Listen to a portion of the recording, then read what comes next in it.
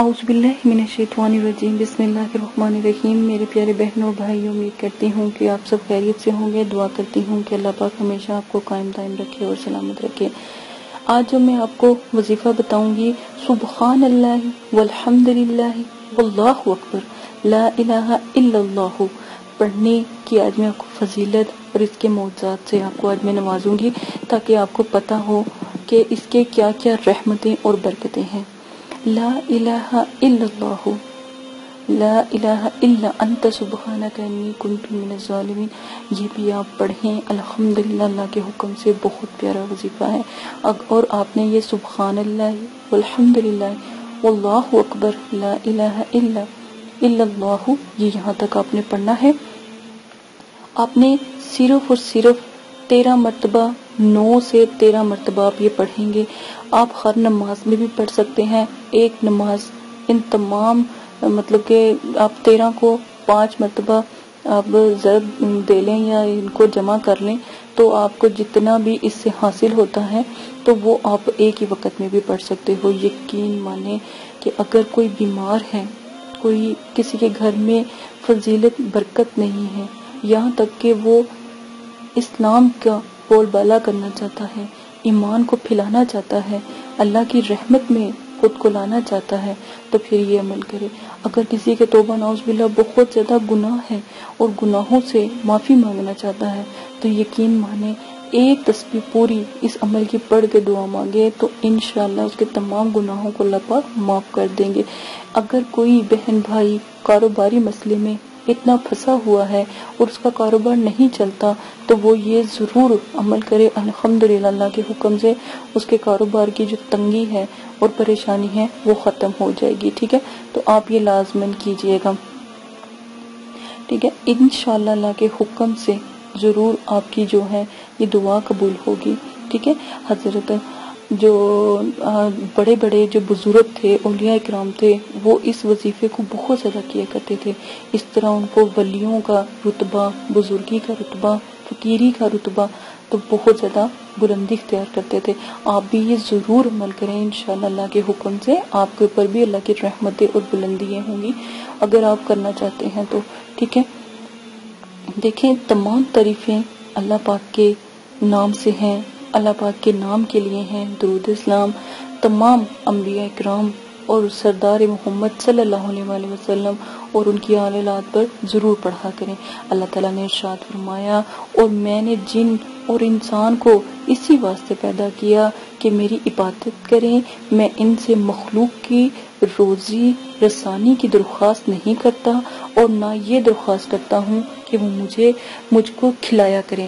اللہ تعالیٰ خود ہی سب کو رزق پہنچانے والے ہیں، قوت والے ہیں اور انتہائی قوت والے ہیں۔ ٹھیک ہے، نیز فرماتے ہیں، اور کوئی رزق کھانے والا اور وہ زمین پر چلنے والا ایسا نہیں ہے کہ اس کی روزی اللہ تعالیٰ کے ذمہ نہ ہو۔ جس کے اندر جان ہے، جس کو اللہ تعالیٰ نے پیدا کیا ہے، تو اللہ پاک کی رحمت اس کو پتھر میں بھی رزق عطا فرماتی ہے۔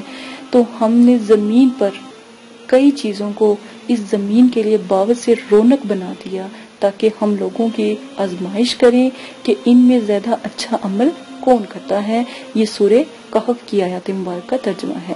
حضرت کعب بن عباس رضی اللہ عنہ کہتے ہیں کہ رسول کریم صلی اللہ علیہ وآلہ وسلم کو یہ فرماتے سنا کہ ہر قوم اور ہر امت کے لیے ایک فتنہ ہے، ہر قوم اور ہر امت کے لیے ایک فتنہ ہے، یعنی ہر قوم خدا کی طرف سے کسی چیز کے فتنے میں ڈال کر آزمائی جاتی ہے، اور میری امت کا فتنہ یعنی خدا کی آزمائش مال ہے۔ نبی پاک صلی اللہ علیہ وآلہ وسلم نے جو حدیث فرمائی، اس میں یہ مطلب کہ مفہوم اس کا یہ ہے کہ بہت سی امتیں آئیں، ان کے لیے بہت سے عذاب آئے، ان کے لیے بہت سے فتنے آئے، تو نبی پاک صلی اللہ علیہ وسلم ہمارے آخری نبی ہیں۔ ٹھیک ہے، تو ہمارے اوپر مال کی جو ہے فتنہ مال ہمارے پر آیا ہے، تو خدا را اس چیز کو سمجھے، یہ ہم پر فتنہ ہے، یہ ظالم ہے، ہمیں مال کی طرف نہیں بھاگنا چاہیے۔ تو اللہ تعالیٰ نے میری امت کو مال میں اس لیے دیتے ہیں کہ امتحان کریں بندوں کا کہ مالداری میں دین پر قائم رہتے ہیں یا نہیں۔ ٹھیک ہے، کہ اللہ تعالیٰ نے میری امت کو مال اس لیے دیا ہے کہ وہ اللہ پاک امتحان لے رہے ہیں ہمارا کہ ہم اس پر قائم رہتے ہیں کہ نہیں.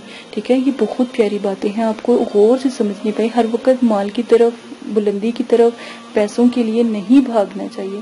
حضرت ابو ہریرہ رضی اللہ عنہ سے روایت ہے، رسول کریم صلی اللہ علیہ وآلہ وسلم نے فرمایا جو شخص جائز طور پر دنیا حاصل کرے سوال کی ذلت سے بچنے کے لیے اور اہل و عیال پر خرچ کرنے کے لیے اور ہمسایوں کے لیے احسان کرنے کی نیت سے، تو قیامت کے دن وہ اللہ تعالیٰ سے اس حالت میں ملے گا کہ اس کا چہرہ 14ویں کے چاند کی مانند چمکتا ہوگا.